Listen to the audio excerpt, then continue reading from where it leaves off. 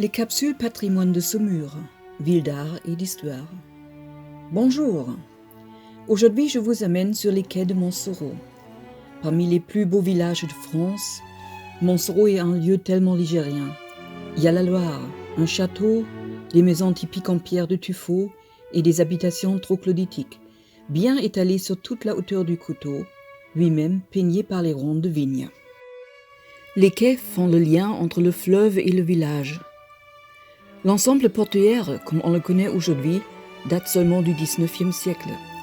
Bien sûr, déjà avant, les hommes ont travaillé et vécu avec le fleuve. Mais de ces temps-là, il manque des informations en absence des recherches archéologiques. Un premier foyer de peuplement dans le secteur de l'église actuelle se nommait Rest, toponyme venant du mot latin restis, filet, faisant référence, bien sûr, au filet des pêcheurs. Plusieurs textes du Moyen-Âge témoignent de la présence de maisons, d'une pêcherie et d'un port. Au début du XIIe siècle, le port est passé par donation à la toute proche abbaye de Fontevraud. Elle contrôlait le bac et les péages pour hommes et bêtes et les taxes sur les marchandises étaient encaissés par l'abbesse, pour le grand mécontentement des seigneurs de Montsoreau. Observez l'image de la collection Guénière de 1699. Même si elle n'est pas précise, elle nous montre le château, les pieds dans l'eau et l'activité fluviale. Des petites ruelles perpendiculaires à la Loire facilitent l'accès au fleuve.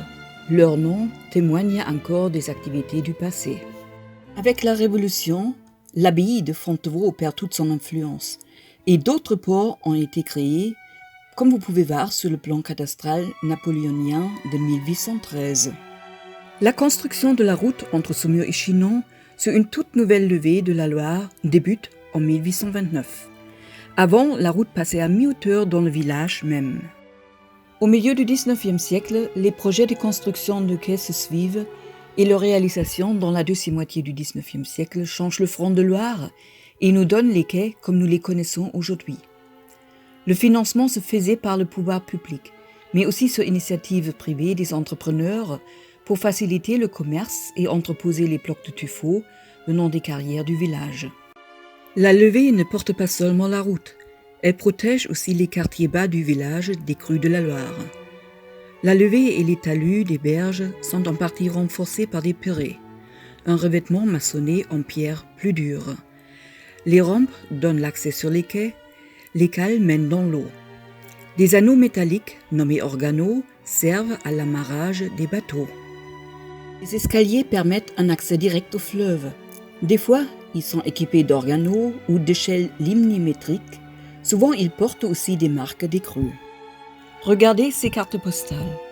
Au XXe siècle, il y avait toujours des pêcheurs et d'autres qui s'amusaient sur la plage, jusqu'aux arrêtés d'interdiction à partir de 1970.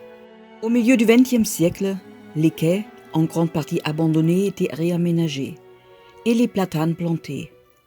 Aujourd'hui, les quais sont appréciés par la batellerie de plaisance, les promeneurs, les lecteurs.